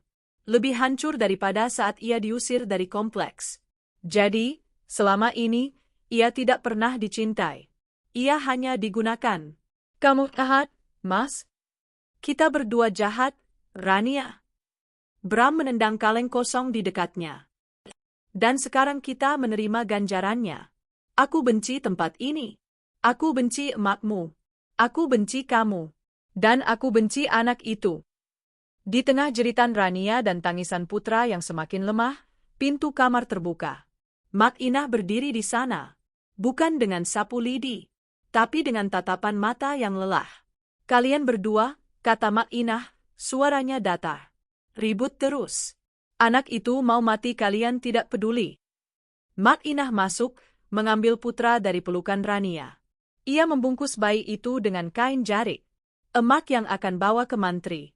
Kalian, ia menatap Bram dan Rania dengan jijik, urus saja hidup kalian yang tidak berguna itu. Mak Inah pergi, meninggalkan mereka berdua dalam keheningan yang menyesakkan. Rania menatap Bram. Pria yang dulu ia puja, yang ia kira adalah pangerannya. Kini ia melihatnya apa adanya, seorang pengecut yang menyedihkan. Dan ia melihat dirinya sendiri, seorang wanita bodoh yang keserakahannya telah menghancurkan hidupnya dan hidup anaknya. Saat itulah, dari luar, terdengar suara keributan. Bukan keributan biasa. Suara sirine mobil polisi. 2 mobil polisi berhenti tepat di depan rumah bilik Mak Inah. Lampu birunya berputar-putar, menerangi kegelapan dusun. 4 orang polisi berseragam turun. Bramantio, salah satu polisi berteriak. Anda ditangkap atas tuduhan penggelapan dana dan pemalsuan dokumen. Bram mematung. Wajahnya pucat pasi. Selesai. Hukum telah menemukannya. Ia tidak melawan saat borgol dipasangkan ke tangannya yang kapalan. Ia tidak menoleh saat Rania menjerit memanggil namanya. Saat ia digiring keluar, seluruh desa menonton. Pria dari kota itu, yang datang dengan kesombongan, kini pergi dengan kehinaan. Rania jatuh terduduk di lantai tanah. Sendirian. Suaminya dipenjara. Anaknya sakit parah. Ibunya membencinya. Ia tidak punya apa-apa lagi. Karma.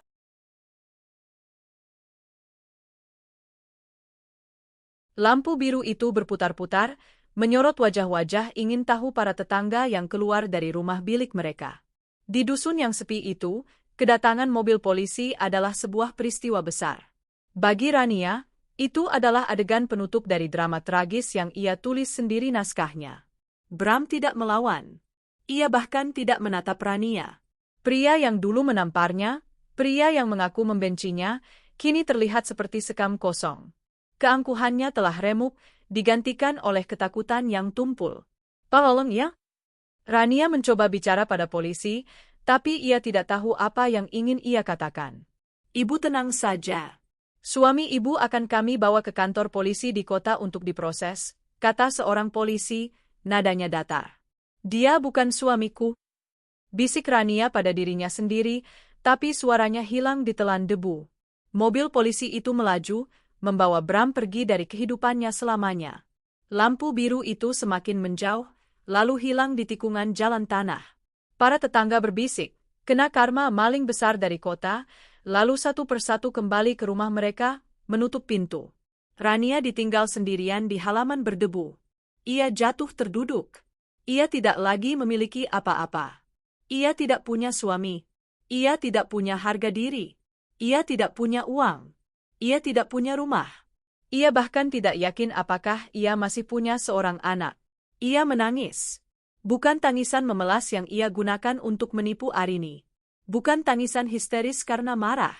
Ini adalah tangisan yang kering dan putus asa. Tangisan seseorang yang sadar bahwa ia telah mempertaruhkan segalanya untuk sebuah kebohongan, dan kini ia kalah telak. Ia tidak tahu berapa lama ia duduk di tanah, sampai suara langkah kaki Mak Inah membuyarkannya. Ibunya telah kembali dari rumah mantri. Di pelukannya, terbungkus kain jarik, adalah putra. Bayi itu masih bernapas, matanya terpejam. "Dia?" Rania tergagap, merangkak mendekat. "Masih hidup," kata Mak Inah, suaranya lelah. Mantri bilang demamnya sudah turun. Tapi kejangnya terlalu lama. Mungkin otaknya kena. Rania membeku. Mungkin otaknya kena. Ganjaran atas pertengkaran mereka. Ganjaran atas kelalaian mereka. "Ambil anakmu," Mak Inah menyerahkan bayi itu pada Rania. Rania memeluk putranya. Hangat. Setidaknya ia masih hangat. "Besok," kata Mak Inah, tidak menatap Rania, tapi menatap ke kegelapan sawah. "Jangan cuma menangis.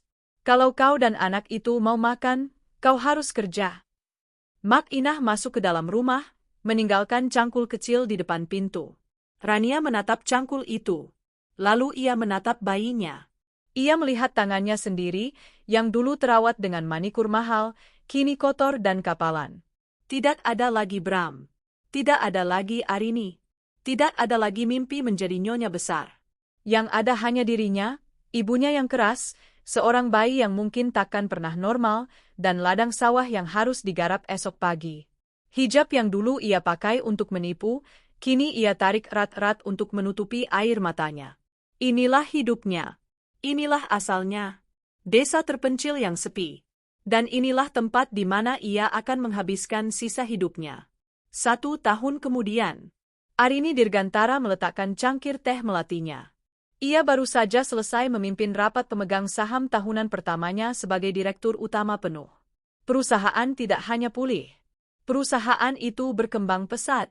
Di bawah kepemimpinannya, Dirga Group membuka 2 anak perusahaan baru di bidang teknologi ramah lingkungan. Ia telah membuktikan, bukan hanya pada dewan direksi, tapi pada dirinya sendiri, bahwa ia lebih dari sekadar putri ayahnya atau mantan istri Bramantio. Proses hukum Bram telah lama selesai. Vonis telah dijatuhkan 8 bulan lalu, 15 tahun penjara atas penggelapan dana, pemalsuan dokumen, dan penipuan. Arini tidak pernah hadir di persidangannya. Ia hanya membaca laporannya dari Pak Hadinata. Ia kini duduk di teras belakangnya. Rumah itu terasa damai. Taman mawarnya berbunga lebih lebat dari sebelumnya. Ia telah mempekerjakan seorang tukang kebun baru, tapi ia masih suka menyiramnya sendiri di sore hari. Ponselnya bergetar. Sebuah pesan dari Pak Danu, detektif swasta yang dulu ia sewa.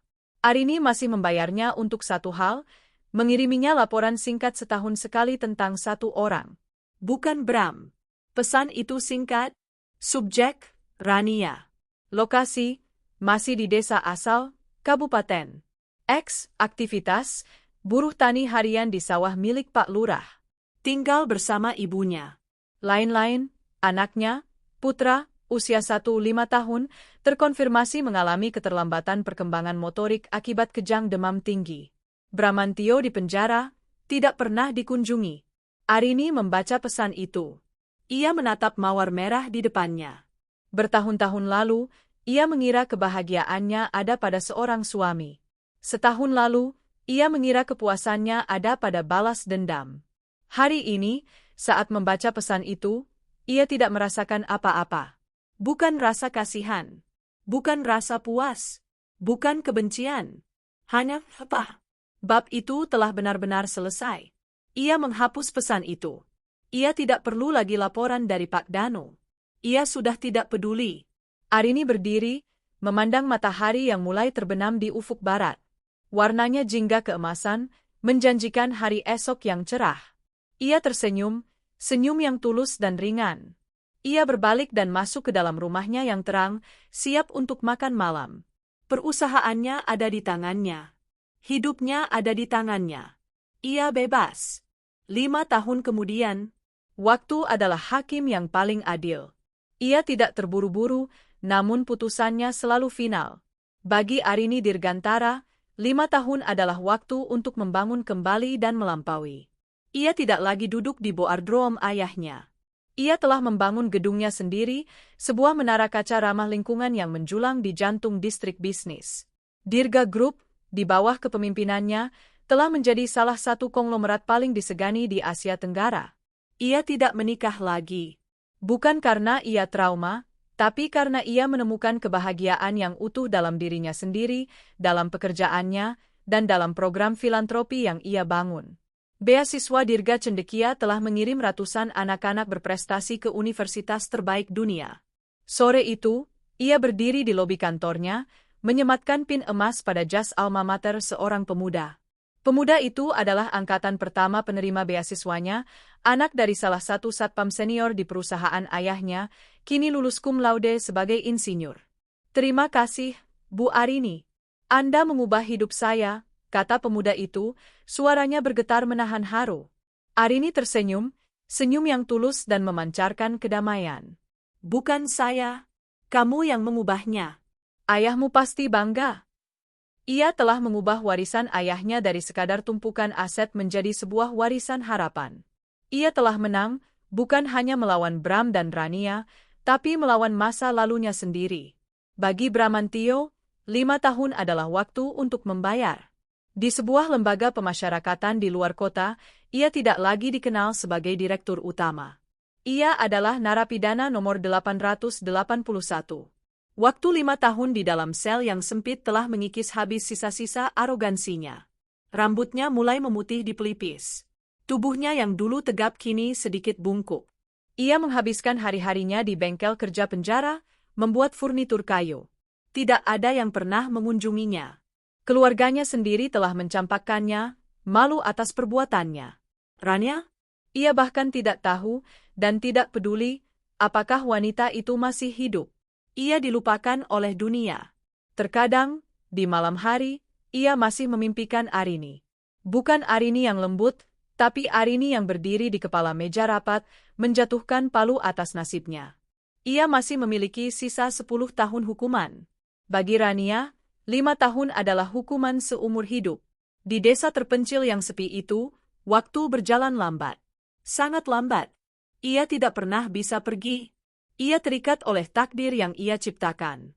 Setiap pagi sebelum matahari terbit, ia sudah berjalan ke sawah. Kulitnya yang dulu terawat kini legam dan pecah-pecah.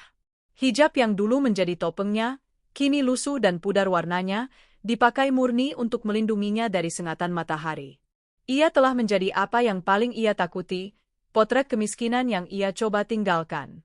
Di pematang sawah yang berlumpur, seorang anak laki-laki berusia 5,5 tahun duduk sendirian. Ia adalah putra. Kejang demam tinggi malam itu telah merenggut sebagian besar fungsi kognitifnya. Di usianya, ia belum bisa bicara. Ia hanya bisa bergumam. Ia juga tidak bisa berjalan dengan normal. Ia hanya duduk di sana, menatap ibunya dengan tatapan mata yang kosong. Mak Inah masih ada, semakin tua dan semakin pendiam. Ia menerima nasibnya, merawat cucunya yang cacat sementara putrinya bekerja di ladang. Rania berhenti sejenak dari aktivitasnya mencangkul. Ia mengusap keringat di dahinya dengan punggung tangan yang kotor. Ia menatap putra. Bayi yang seharusnya menjadi ahli waris, kini menjadi pengingat abadinya akan keserakahan. Tidak ada cinta, tidak ada harta, tidak ada penyesalan. Yang ada hanya lumpur di kakinya, matahari di atas kepalanya, dan gumaman putranya di pematang. Ia membalikkan badan, kembali membungkuk. Suara cangkul yang menghantam tanah adalah satu-satunya irama dalam hidupnya yang sunyi. Karma telah selesai. Debu telah mengendap. Dan masing-masing telah menuai apa yang mereka tanam.